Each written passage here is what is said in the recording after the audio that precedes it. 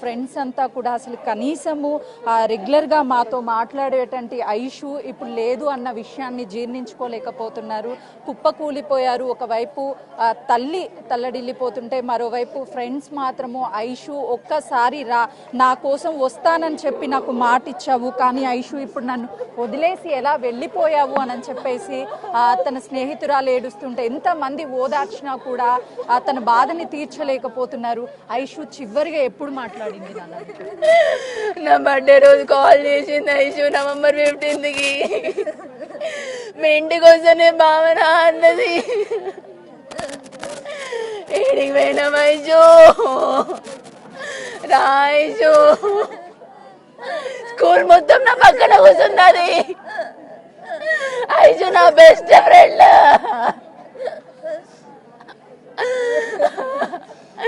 వదిలేసి ఏడికి పోయినాం ఐషు. ఐషు ఒక్కసారి రా ఐషు, నన్ను వదిలేసి ఎక్కడికి వెళ్ళావు అని చెప్పేసి వాళ్ళ స్నేహితులంతా కూడా కన్నీరు మున్నీరు అవుతున్నారు. మరికొద్ది సేపట్లోనే ఐషు అంత్యక్రియలు ప్రారంభమవుతాయి. ఒకవైపు వాళ్ళ నాన్న చివరి చూపు చూసుకోగలడా లేదా అని చెప్పేసి ఎవరికి అర్థం కానటువంటి ప్రశ్నగా మారింది. ఏ కన్న తండ్రికి కూడా ఇలాంటి సిచ్యువేషన్ రావద్దనే చెప్పుకోవచ్చు. ఓవరాల్గా చూసుకుంటే మాత్రము ఈ విషాదము అందరినీ కూడా కలిసివేస్తున్నటువంటి పరిస్థితి ఉంది. ఆ తల్లి ఒక్కసారి మాట్లాడమ్మా ఐషు, నీకు జరిగినటువంటి అన్యాయం గురించి మాట్లాడు అని చెప్పేసి చెప్తున్నారు. ఒక్కసారి తల్లి న్యాయం చెయ్యి, న్యాయం చూడొచ్చు. మొత్తానికైతే మాత్రము ఐషుకి న్యాయం చేయండి అని చెప్పేసి వాళ్ళ కుటుంబము బోరున విలిపిస్తున్నటువంటి పరిస్థితి అయితే మాత్రం ఇక్కడ నెలకొంది. కొట్టడంతో ఐశ్వర్య మృతి చెందింది. తండ్రి గాయాల పాలవడంతో హాస్పిటల్లో చికిత్స పొందుతున్నాడు. ప్రస్తుతం ఐశ్వర్య అంత్యక్రియలు మరికొద్ది సేపట్లో ప్రారంభం కాబోతున్నాయి. నిజంగా ఒక బాధాకరం అని చెప్పాలి. ఐశ్వర్య ఇంటికి పెద్ద దిక్కుగా ఉండేది. ఆ తండ్రిని, అన్నని, తల్లిని ఒక పెద్ద దిక్కుగా ఉండి చూసేది. కానీ ఈరోజు ఐశ్వర్య లేదు అన్న విషయాన్ని ఎవ్వరూ జీర్ణించుకోలేకపోతున్నారు. ఐశ్వర్యాన్ని తిరిగి తీసుకురాలేము అని చెప్పేసి వాళ్ళు కన్నీరు మున్నీరు అవుతున్నారు. తన స్నేహితులు ఒక్కొక్కరు ఏడుస్తుంటే చూడ్డానికి ప్రతి ఒక్కరికి కూడా చాలా విషాదంగా కనిపిస్తుంది. ఎందుకనంటే ఒక ఇంటిలో కనీసము తన కూతుర్ని కళ్ళ ముందు కోల్పోయానన్న విషయము ఆ తండ్రికి 2 రోజుల పాటు తెలియదు. ఆ తండ్రి నరక యాతన శ్మశాన వాటికి డైరెక్ట్ గా అంత్యక్రియలు చేసేటువంటి టైంలో ఐశ్వర్యాన్ని చూడటానికి తండ్రిని తీసుకొస్తామని చెప్తున్నారు. వాళ్ళ సన్నిహితుల్ని చూడొచ్చు. ఎందుకంటే ప్రతిరోజు కూడా కలిసి ఉండేటువంటి వాళ్ళు ఈరోజు ఐశ్వర్య లేదు అన్న విషయాన్ని జీర్ణించుకోలేకపోతున్నారు. వాళ్ళంతా కూడా కన్నీరు మున్నీరు అవుతున్నారు. ఇలాంటి ఘటన ఏ కుటుంబంలోనూ జరగకూడదు అని చెప్తున్నారు. వాళ్ళతో మాట్లాడే ప్రయత్నం చేద్దాము. ఐశ్వర్య ఎప్పటి నుంచి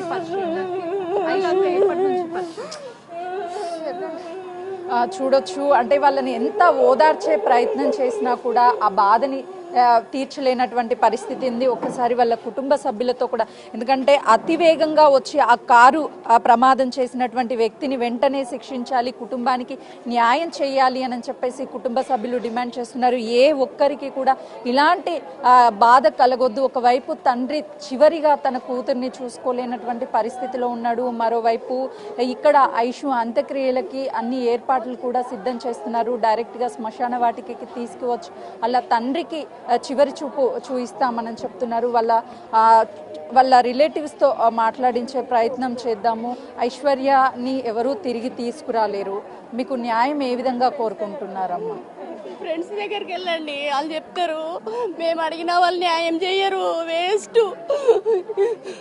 3 రోజుల నుంచి తిరుగుతున్నామమ్మా, ఏం లేదమ్మా, ఎవ్వరూ తీర్చలేరు. కొట్టిందమ్మా ఫ్రెండ్స్. తండ్రికి చివరికి ఒక్కసారైనా చివరి చూపు చూపించడానికి కష్టంగా ఉందమ్మా. డాక్టర్లు అడిగినాక చెప్పాలి, కోలుకునే పరిస్థితుల్లో లేడమ్మా. అన్నగా ఆపరేషన్ అయింది. ఏ కుటుంబ కుటుంబానికి కూడా ఇలాంటి బాధ రాకూడదు. తండ్రి చివరిగా కనీసం కూతుర్ని చూసుకోలేనటువంటి పరిస్థితిలో ఉన్నాడు.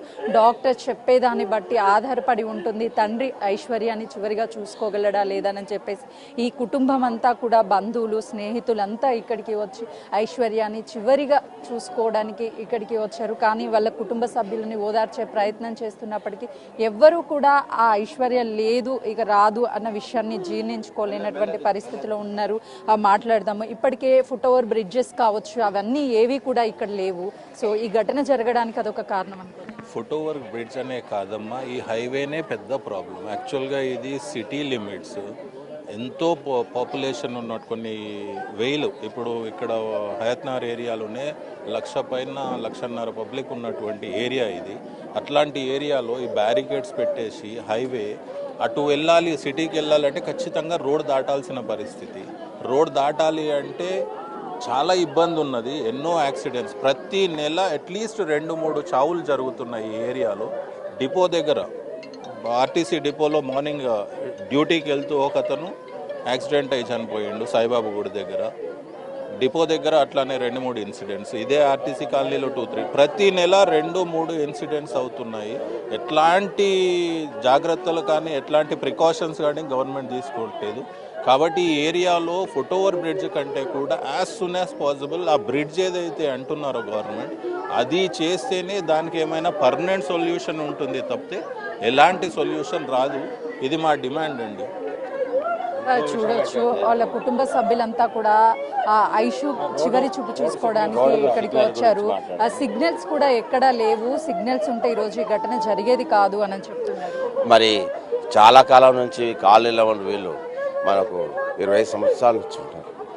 ఇప్పుడు కాదు, 20 సంవత్సరాల నుంచి రోడ్డు ప్రాబ్లం గురించి ఆర్టీసీ వాళ్ళు కూడా అక్కడికి వెళ్ళి డిపో నుంచి వాళ్ళకి ఇబ్బంది లేకుండా ఎక్కడి నుంచి 3 కిలోమీటర్ల నుంచి యూటర్న్ తీసుకొని హైత్నగర్ రావాలి. వాళ్ళు ఏం చేస్తారంటే 1 by 1 వచ్చేస్తున్నారు, ఇక్కడ ఎదురుగా వచ్చేస్తున్నారు, అపోజిట్లో వచ్చేస్తున్నారు. ఆ ప్రాబ్లం వల్ల చాలా ఎంత కన్ఫ్యూజ్గా ఉందంటే ఈ రోడ్డు వల్ల చాలా డిఫరెన్స్. మళ్ళీ పొద్దున మార్నింగ్ అడావుడిగా డ్యూటీలోకి వెళ్ళిపోతున్నారు, టైం అయిపోతున్నాయి అని చెప్పేసి అసలు చిన్న వేగం కూడా వస్తలేవు బండ్లు మాటకు. ఎందుకంటే 2-3 చోట్ల 4 దిక్కుల రోడ్లు అయిపోయినది. ఈ ఏవీ రోడ్ల మీద కూడా రోడ్డు దాటుతున్నారు అనే జ్ఞానం కూడా లేకుండా ఒక్కసారిగా వచ్చేసి చాలా ప్రాబ్లం చేస్తుంది. దీన్ని త్వరగా క్లియర్ చేయాలని చెప్పేసి మనవి చేసుకుంటున్నాము. ఒకసారి చూడొచ్చు, వాళ్ళ ఫ్రెండ్స్తో మాట్లాడదాము. ఎందుకనంటే ఈ సమయంలో ఎవరితో మాట్లాడేటువంటి ప్రయత్నం చేసినా కూడా వాస్తవానికి ఐషుని ఎవరూ కూడా తిరిగి తీసుకురాలేరు.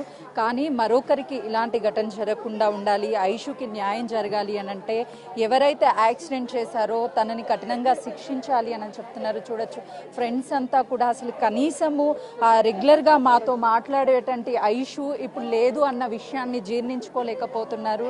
కుప్పకూలిపోయారు. ఒకవైపు తల్లి తల్లడిల్లిపోతుంటే మరోవైపు ఫ్రెండ్స్ మాత్రము ఐషు ఒక్కసారి రా, నా కోసం వస్తానని చెప్పి నాకు మాట ఇచ్చావు, కానీ ఐషు ఇప్పుడు నన్ను వదిలేసి ఎలా వెళ్ళిపోయావు అని చెప్పేసి తన స్నేహితురాలు ఏడుస్తుంటే ఎంతమంది ఓదార్చినా కూడా తన బాధని తీర్చలేకపోతున్నారు.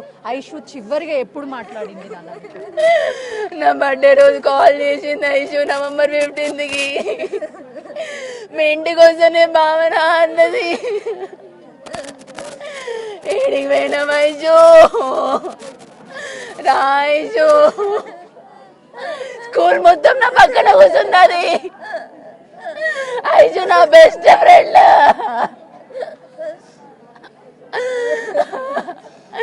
వదిలేసి ఏడికి పోయినాం ఐషు. ఐషు ఒక్కసారి రా ఐషు, నన్ను వదిలేసి ఎక్కడికి వెళ్ళావు అని చెప్పేసి వాళ్ళ స్నేహితులంతా కూడా కన్నీరు మున్నీరు అవుతున్నారు. మరికొద్ది సేపట్లోనే ఐషు అంత్యక్రియలు ప్రారంభమవుతాయి. ఒకవైపు వాళ్ళ నాన్న చివరి చూపు చూసుకోగలడా లేదా అని చెప్పేసి ఎవరికి అర్థం కానటువంటి ప్రశ్నగా మారింది. ఏ కన్న తండ్రికి కూడా ఇలాంటి సిచ్యువేషన్ రావద్దనే చెప్పుకోవచ్చు. ఓవరాల్గా చూసుకుంటే మాత్రము ఈ విషాదము అందరి అందరినీ కూడా కలిసివేస్తున్నటువంటి పరిస్థితి ఉంది. ఆ తల్లి ఒక్కసారి మాట్లాడమ్మా ఐషు, నీకు జరిగినటువంటి అన్యాయం గురించి మాట్లాడు అని చెప్పేసి చెప్తున్నారు. ఒక్కసారి తల్లి న్యాయం చెయ్యి, న్యాయం చూడొచ్చు. మొత్తానికైతే మాత్రము ఐషుకి న్యాయం చేయండి అని చెప్పేసి వాళ్ళ కుటుంబము బోరున విలిపిస్తున్నటువంటి పరిస్థితి అయితే మాత్రం ఇక్కడ నెలకొంది.